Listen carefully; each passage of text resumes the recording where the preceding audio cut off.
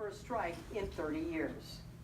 Today in bargaining, we did not see seriousness on the part of the school district to try to resolve this contract struggle.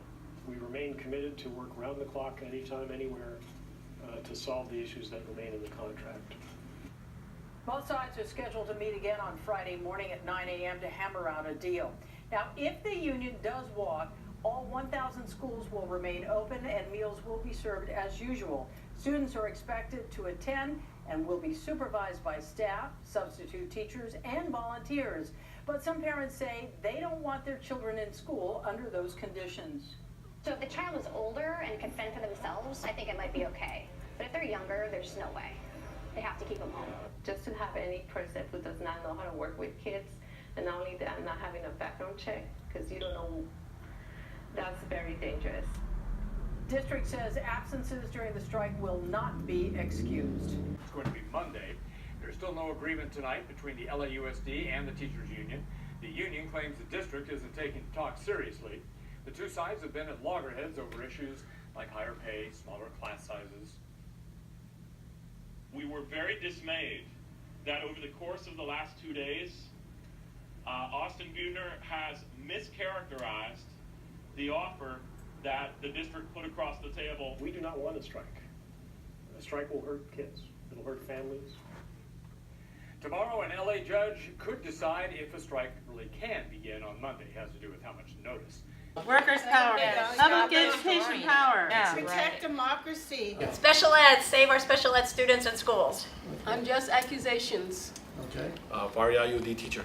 okay, Unjust accusations. okay. Stop attacking veteran teachers. And teacher Jim. Follow the law. Yeah, follow the law and due process. I believe in democracy, and public schools are the foundation. All my brothers and sisters went to college. I love public schools. Stop targeting good teachers. I'm getting retaliated because I won at the OEH and Superior Court, so I have a target on my back. I had a great stall my first year, and my second year I got a bad stall, and they're letting me know that I'm going to get another bad stall this year. And In writing. in writing. And what should people do to support the teachers if you have to go on strike? Strike with us. Complain to your congressman, the president, whoever you can. Board members. Understand these are not exaggerations. Go These are down to true. the board. They want to control the masses. Yes, that's what they want. In Los Angeles, they're scared of having 500 students roam the city. People are afraid. I think Bruner has never said the word privatization, but this is what this is about, and I think the teachers got it now. All these teachers. They don't want to educate your kids. They just want to make money. Right. It's all about the billionaires and the bucks. Yeah. Did anybody go into teaching to become a billionaire? So No, they didn't become a teacher. I mean, do you think that? No, I'm talking about that. Do you think that teachers are retaliated against if they're senior teachers? Yes. Oh, yes. The handicap. And it's not just teachers. It's the culture of America. And if you know the contract Yeah. better than your principal, I caught her 4 times in public. She was shamed, and I was out. And PAR, what about PAR? OPAR is designed to get rid of teachers. No one ever, we can't get any statistics, and we don't know if anybody ever improves. Well, I have a PAR teacher, and she only wrote down negative things, and when my class was behaving on task, she sat for 2 minutes, she got up, and she left. And she did this several times. And I'm like, excuse me? So I think And go ahead. And her PAR teacher was never accountable. She never made appointments with her. Nobody knew where she was. She could be getting her nails done in the salon, and taxpayers are paying for that. You know what? PAR is humiliating. I taught over 30 years, and I was humiliated with my first below standard. I wasn't a teacher advisor. I was a coordinator. I was a mentor teacher, and I had just finished my administrative credential at the age of 50, and all of a sudden, I was the worst teacher.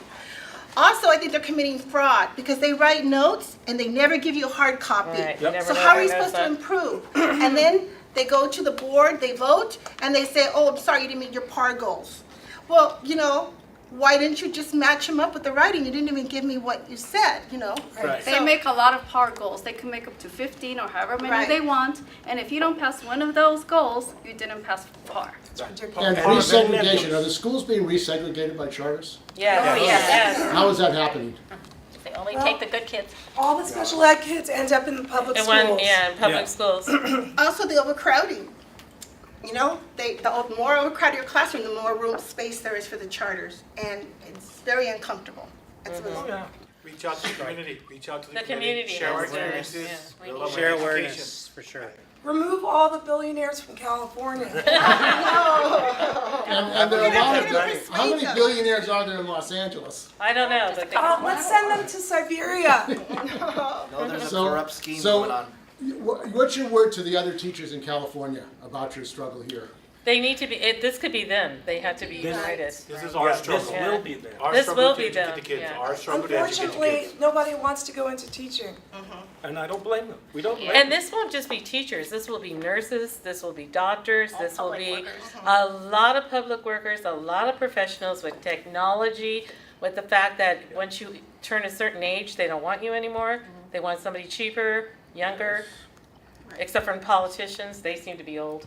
But And why don't we, victory to the teachers! Right. Victory to the teachers! Respect, Victory yeah. Victory to the teachers. Start. You know what? and I the can't community. wait for 500,000 kids to be on the streets, and then everybody's gonna go crazy, and they're gonna say, "We'll pay the teachers double." Well, in Finland and other places, the Yes. teachers are respected and Yes, teachers yes, are very good salaries. but they didn't start out that way. Well, Read their history. They didn't start out that way. I am afraid for the What? children for the strike, because the last time they had that bomb scare in Cortina's coast, there were some children that were walking to school and got hit. And he was walking back or something, yeah, and to me, it's like, the safety of kids is very important, and they're taking a risk. They need to negotiate and read our non-monetary, you know. Demands. Right. And you know what? I don't want to leave my classroom. I don't want to leave my kids. They're so behind. None of us want to. And what have I been doing the last 2 days? Testing, and more testing. Right. We're tired of the testing. so the testing people can make spend way money. too much time My testing. students' eyes are like this. I go, "What? Are you Is that your point? They okay? need They more can't see straight. Oh, yeah. You're blinding our kids." Well, I created a rap. We are before, smart like, enough yeah. to do the task for our students. We don't need someone like Pearson or somebody else to tell us how to Yeah. test our We students. know where. And And we don't charge that much. Right. Yeah, and I want to tell you, you're not taking your money to your grave with you. You know, it's like Snoop Dogg. It's like, I used to do this, dibble, what is it? Dibble And money till burns you in hell. stop. Dibble till you stop. Dibble. That's right. Yeah, and we would do like the dibble song. My name is Nicole Campos, and I'm a teacher at 109th Street Elementary School. Basically, my situation is that I've been driven out of teaching, harassed by so many principals, teachers. They just collude into whoever's telling them false stories, false allegations against me. It's just a very sad situation. I've found out that it's also happening to other teachers once I came in contact with the teachers that come together at the union. And so I just ask the public, if you hear this, to have confidence in the teachers, communicate with your teachers, because we're there for the students. So my name is Hector Schmidt. I'm a former teacher from LAUSD. I taught for LAUSD since year 88. I was a teacher at Garfield High School from 97 to 2010. Was a displaced teacher in the year 2010. Became a teacher at Southeast High School. Unfortunately, as of 2015, I have been ceased my educational career, who's now become a public school advocate in the support of public education and other teachers in the support of public education issues surrounding the classroom for better public education conditions. I'm very happy to be active in this movement, and hopefully my efforts could maybe a contributing factor in some beneficial way for myself or as for other teachers who are entering the education profession of public education.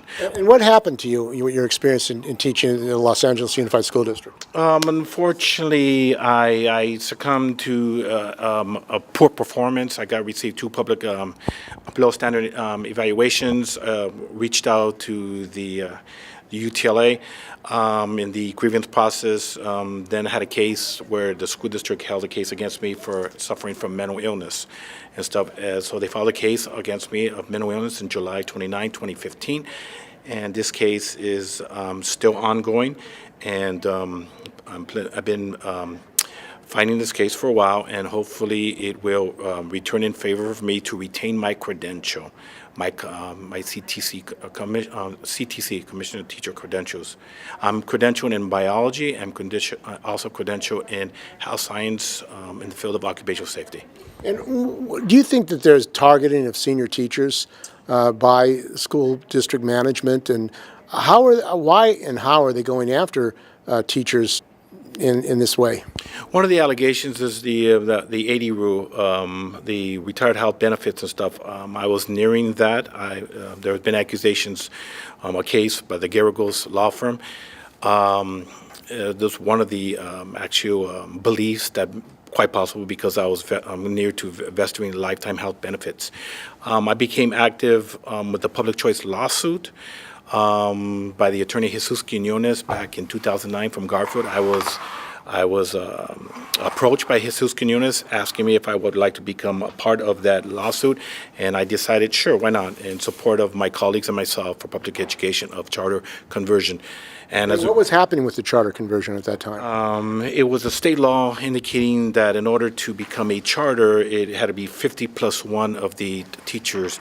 The school board passed the public choice motion, which indicated that they had the discretion and the power to decide. And it was a court case that UTLA filed against the school district that it violated the state law of charter conversion.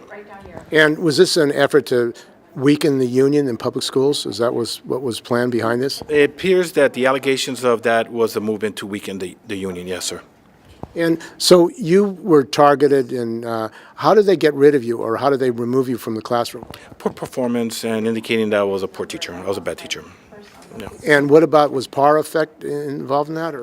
PAR is the support network that was brought in, was utilized to support myself as well as other teachers, but it appeared that PAR is not being used as a vehicle of support to improve instruction, but more as a vehicle to dismiss teachers' stuff. So this is where the allegations of PAR is being indicated by a number of teachers, that PAR is there not to support, but it's just a vehicle to dismiss teachers. And Brian Crowell and others have found through surveys that PAR particularly targets senior teachers, African American, Latino teachers. Do you think that there's a targeting in the PAR program of those kinds of teachers to the detriment of those kind of teachers? Well, I can't indicate that there's any discriminatory measures of PAR to target certain groups of people, but as far as my case, as far coming along, it appeared that PAR was not very supportive of my situation. It was hastily expedited and speed up to dismiss my dismiss me as a teacher. Unfortunately, my wife is also a teacher, and she is now going under 2 years of below standard evaluation. She's a kindergarten teacher, and she's experiencing the detriment of the possibility of being dismissed herself as a teacher. So we have two in the family now. And do you think that the reason that they're targeting senior teachers is because financial incentives, they make money by getting rid of teachers just before they're ready to retire? Here's a cost-saving of effectiveness. You get rid of a higher-paying teacher, bring in lower-paying teachers. The possibility of the removal of the eligibility for the retired health benefits as well. So it seems that there is a cost-saving initiative here that might be the root cause of these senior teachers being dismissed. And what do you think about that? It's unfortunate that we have some veteran teachers who have devoted so much of their time and energy, who have been given an incentive to remain an LAUSD teacher for a benefit that they're nearing and approaching to suddenly become a poor teacher overnight. It's very unfortunate and discriminatory and very discouraging in terms of the working relationships between the administration, teachers, to basically to provide the best education for these students. Due to monetary economic reasons. And they're talking about a teacher shortage. Do you think that shortage might be as a result of what is happening to teachers today, the harassment, the bullying and how teachers are being treated and not paid properly. Unfortunately, the image out there for the public teacher is not a positive one yet, but it seems like that movement is changing. During the time we're in the recession, it seems like the community is coming behind teachers now in support of teachers, and this strike would probably be a great indicator which parents are indicating their support of teachers, which is the media message that we're receiving. And that's a nice thing to know, that you have the support and backing of the community for public school teachers. That partnership will definitely reach dividends of involvement to yield better benefits for the students. Well, Garfield had an unfortunate incident on June 6th of 2014 by the passing away of the student Eric Ortiz, an autistic student who passed on the last day at Rubens de la Salle Park. I don't know what the actual case of the outcome of that. The student passed away. He was a Garfield student. His name was Eric Ortiz. He was the brother of one of my former students named Cesar Ortiz, who I happen to know, who was attending the Weingarten East Los Angeles YMCA, and who was one of my former students at Garfield High School, who indicated to me, through the inspiration of my teaching utilizing education videos for Discovery Education, that he was motivated to study biology. And I felt very rewarding to hear that one of my former students, unfortunately, his brother passed away as a result of the monitoring of the student, but I was happy to hear that he was pursuing a subject in biology. Another experience that I experienced, a negative experience, was on September 30th, 2011. I was a teacher at Southeast High School, and unfortunately, Cindy Santana was a former student, not a student of mine, but a number of my students happened to know her, who had passed away as a result of the stabbing of Abraham Lopez on our campus, which is probably the most traumatic experience that I've experienced, and stuff like that, in terms of the emotional loss subject upon my students and stuff. So as far as public education goes, those two events are the most significant, probably reaching events to myself. I was on the campus of Southeast on September 30, 2011. So that's the most. One of the demands of the union is more counselors, nurses for the students. Is that a serious concern of yourself and other teachers? Absolutely. I think there's a number of students dealing with a lot of issues. In the pursuit of that, to have more nurses or psychologists on campuses would be very, very beneficial to the students to deal with those issues that they're dealing with, particularly with the threat of active shooters upon schools, which took place in Florida and stuff. I think it's a great opportunity to help students out, deal with those difficult psychological issues they're dealing with, and to support them to put their mindset in the proper position so they could yield the best benefits that the instruction that they receive from the teachers. So it's a definite plus. I think it's a wonderful thing that the union is pushing for more nurses and more librarians and more psychologists on schools to deal with the student issues that they're dealing with. And charters, are there any charters in rich areas in LAUSD, or is it mainly Latino, African American, poor parts of the city? It appears that, yeah, the charters are more in the low-income areas and stuff like that, compared to more affluent areas and stuff like that. So there is this disproportion, the poor-performing schools and the socioeconomic factors in urban areas and stuff like that, where you have more charter schools compared to the more affluent, wealthier schools.